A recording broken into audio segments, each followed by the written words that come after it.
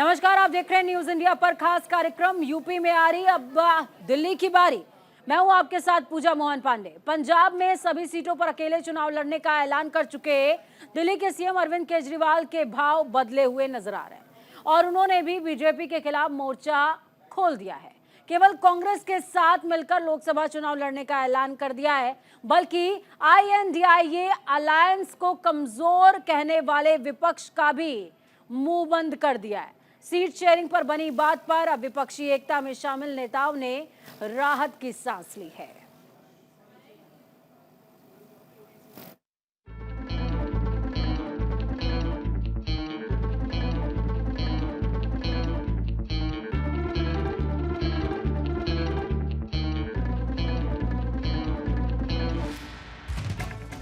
उत्तर प्रदेश में समाजवादी पार्टी और कांग्रेस के बीच हुए गठबंधन के बाद अब आम आदमी पार्टी और कांग्रेस के बीच भी गठबंधन और सीट शेयरिंग पर बात बनती नजर आ रही है।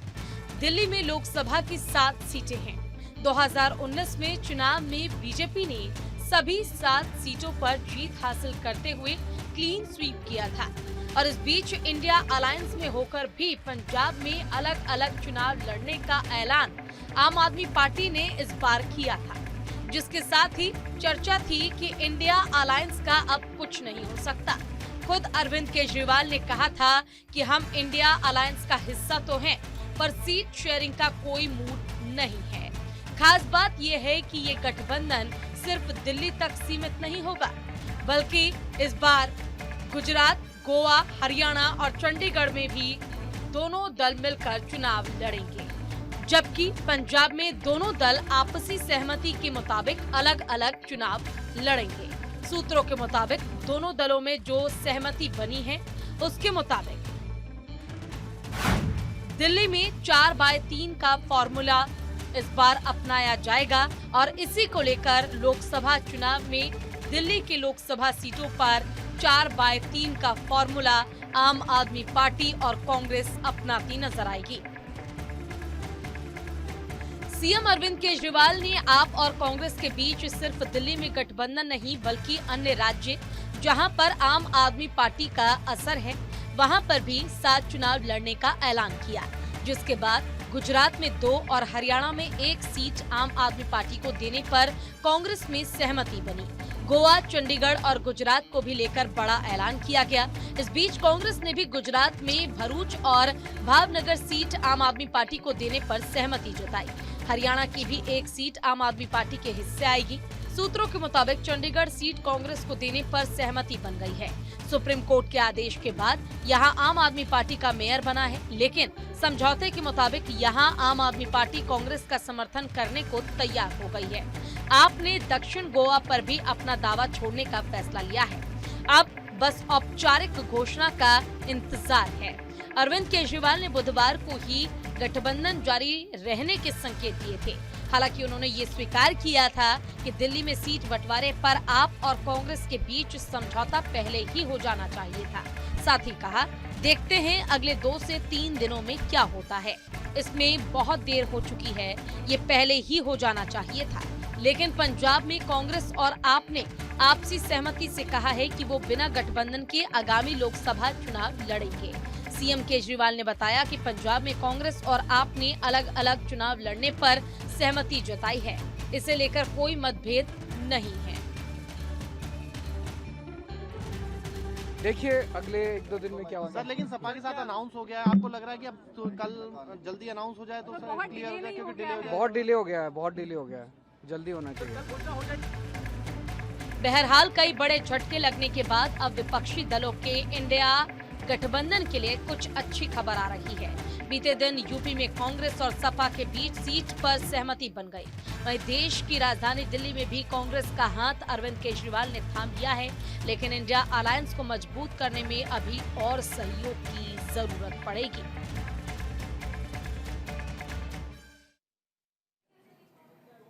दूसरी तरफ उत्तर प्रदेश में चर्चा थी कि अखिलेश भी पंजाब और बंगाल के तर्ज पर खेला कर देंगे, लेकिन अखिलेश ने तो अंत भला तो सब भला की बात कह दी, क्योंकि प्रियंका गांधी ने उत्तर प्रदेश में गठबंधन की नैया को बचा लिया।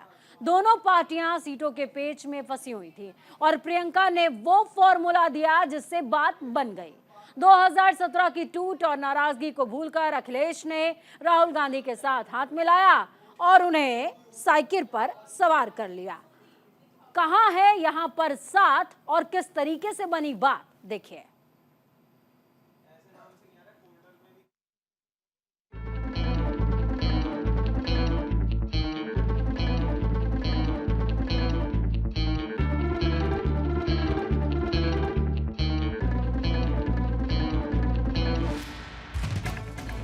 लोकसभा चुनाव नजदीक है और आगामी लोकसभा चुनाव को लेकर हर पार्टी अपनी ओर से जोड़ तोड़ की राजनीति में जुट गई है। एक ओर इंडिया अलायंस बीजेपी मुक्त भारत का राग अलाप रही है, तो वहीं दूसरी ओर बीजेपी जनता को मोदी की गारंटी पर भरोसा दिलाने के लिए हर संभव प्रयास कर रही है। लेकिन इस बीच सबसे ज्यादा ध्यान देने वाली बात अगर कुछ है तो वो ये कि बिखरते इंडिया गठबंधन को कांग्रेस और समाजवादी पार्टी के मिलन ने टूटने से बचा लिया है।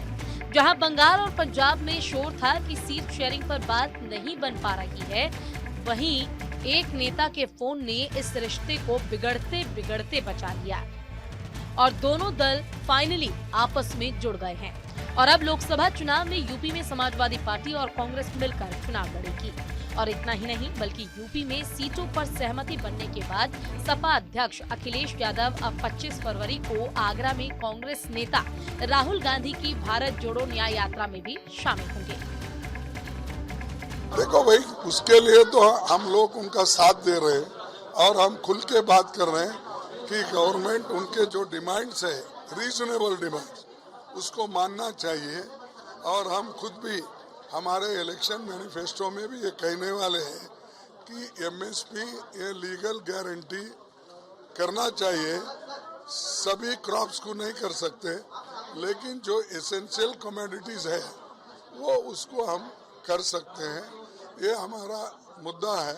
हम ऑलरेडी फर्स्ट इसमें हमने घोषणा की है। अभी चंडीगढ़ का मेयर पोल्स का जो सुप्रीम कोर्ट का आदेश है उसके ऊपर, अरे ये तो उनकी पोल खुल गई और उन्होंने ये जो खेल खेला एक ऑफिसर को पकड़ के, ये कंडेमेबल है। डेमोक्रेसी में ऑफिसर को लगा के आप जिताते हो। अगर यही करते हो तो इंडिया में कितने जगह एमपी इलेक्शन और एमएलए इलेक्शन में आप किए होंगे, इससे ही अंदाजा लगता है। कांग्रेस महासचिव प्रियंका गांधी ने इंडिया अलायंस को बचाने में महत्वपूर्ण भूमिका निभाई है। उन्होंने राहुल गांधी और अखिलेश यादव से फोन पर बात की और गठबंधन की सारी अड़चनों को हटाया। सीटों पर सहमति बनने के बाद अखिलेश का भी बयान आया और उन्होंने कहा, अंत भला तो सब भला। और दोनों ने आधिकारिक तौर पर यूपी में लोकसभा की 80 सीटों पर साथ मिलकर चुनाव लड़ने का ऐलान किया। कांग्रेस अपने 17 प्रत्याशियों को मैदान में उतारेगी। इसके अलावा बाकी बची 63 सीटों पर समाजवादी पार्टी के प्रत्याशी मैदान में होंगे। बात पुरानी है, लेकिन कहानी और किरदार वही है। वक्त की मांग को देखते हुए कांग्रेस और समाजवादी पार्टी साथ है। 7 साल बाद एक बार फिर मोदी को हराने के नाम पर यूपी के दो लड़के मिल तो गए हैं, लेकिन सवाल गर्मजोशी को लेकर है। हालांकि ख्वाब तो पूरी रफ्तार से दौड़ने का था, लेकिन ये साथ 2017 के विधानसभा चुनाव में हार के साथ खत्म हो गया था। लेकिन एक बार फिर राजनीतिक मजबूती ने दोनों के रास्ते एक कर दिए हैं।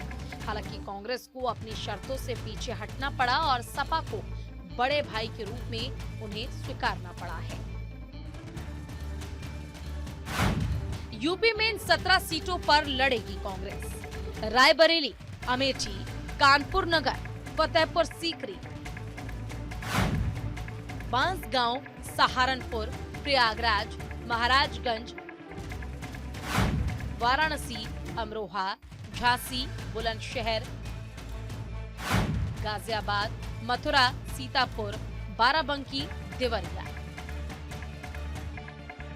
2017 के चुनाव में यूपी को ये साथ पसंद है के नारे से लेकर अंत भला तो सब भला का राग अलाप रहे अखिलेश यादव 2017 विधानसभा चुनाव का इतिहास दिल में समेटे एक बार फिर रिस्क लेने को तैयार है, क्योंकि 2017 में तो सपा का सामाजिक न्याय का कारगर फॉर्मूला कांग्रेस के साथ आते ही फ्लॉप हो गया था और समाजवादी पार्टी सत्ता से बाहर हो गई थी।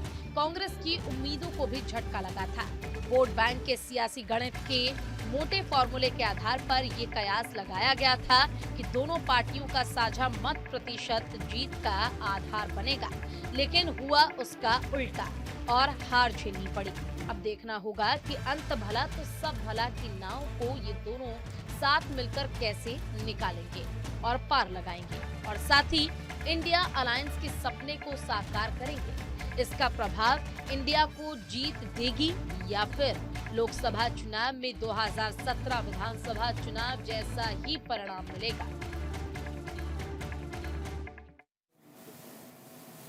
लोकसभा चुनाव से ऐन पहले कमजोर पड़ती INDIA अलायंस, जिसका गठन ही बीजेपी को हराने के लिए हुआ था, वो खुद हारती नजर आ रही है। लगातार बैठकें तो चली, लेकिन हाथ लगी तो सिर्फ और सिर्फ निराशा, क्योंकि एक एक करके सहयोगी दलों ने ही सहयोग करने से इनकार कर दिया और बात खेला की होने लगी। लेकिन अब कई टुकड़ों में बढ़ती INDIA अलायंस के लिए लगने लगा है कि जल्दी स्थिति कुछ और होगी और खेला तो हो सकता है।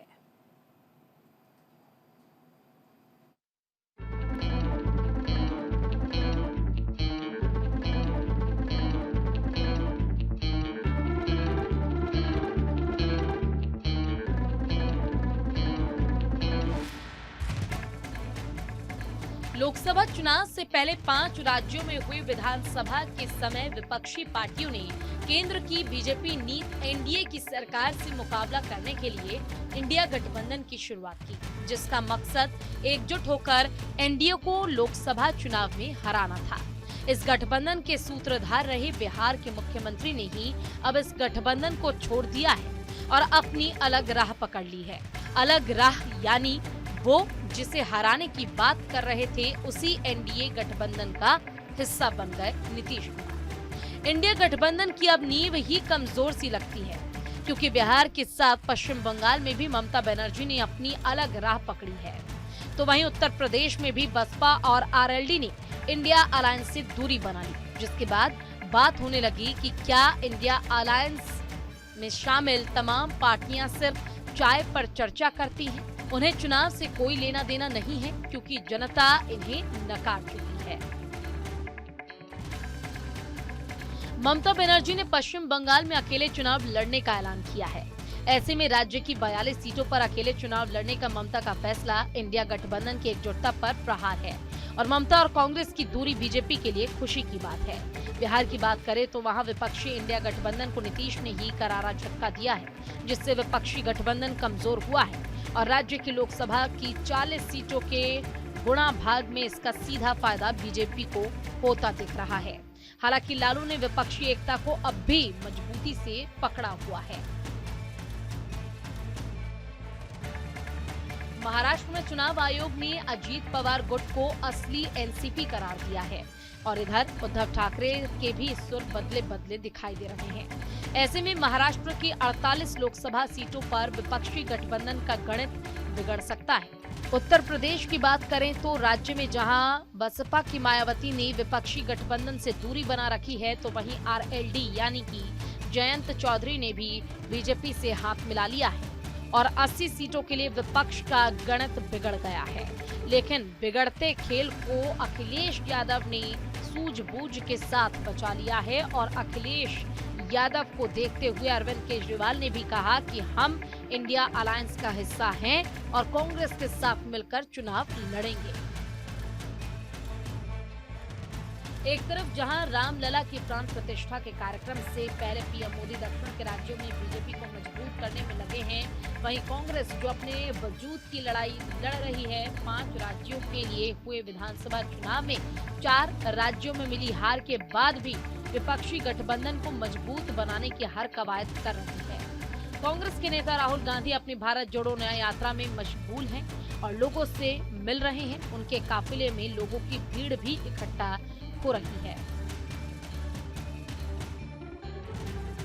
इंडिया अलायंस में टूट के बाद जिस तरह सपा और आप ने कांग्रेस के साथ तालमेल बैठाते हुए सीटों का फार्मूला तय किया है और सबको साथ मिलकर बीजेपी के खिलाफ आवाज बुलंद करने को कहा है, इससे ये तो साफ हो गया है कि राजनीति में सब संभव है। अब इंडिया अलायंस और कांग्रेस को मजबूत करने में राहुल गांधी की भारत जोड़ो न्याय यात्रा और क्षेत्रीय पार्टियों का सहयोग विपक्षी गठबंधन को कितना मजबूत करता है और लोकसभा चुनाव में उसे कितना फायदा होगा, ये तो लोकसभा चुनाव का रिजल्ट ही बताएगा। ये विपक्षी गठबंधन देश की राजनीति पर क्या प्रभाव डालेंगे, ये आने वाला समय बताएगा।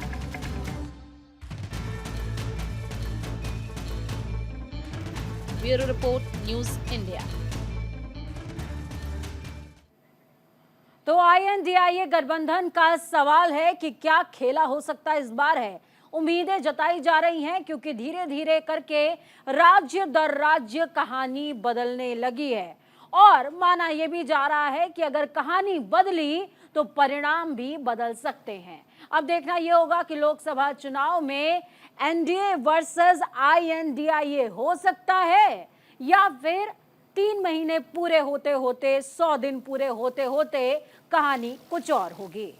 फिलहाल इस बुलेटिन में खबरों का सफर यहीं तक। बुलेटिन के उस पार ताजा अपडेट्स के लिए देखते रहिए न्यूज़ इंडिया, क्योंकि हम हैं राष्ट्र की आवाज।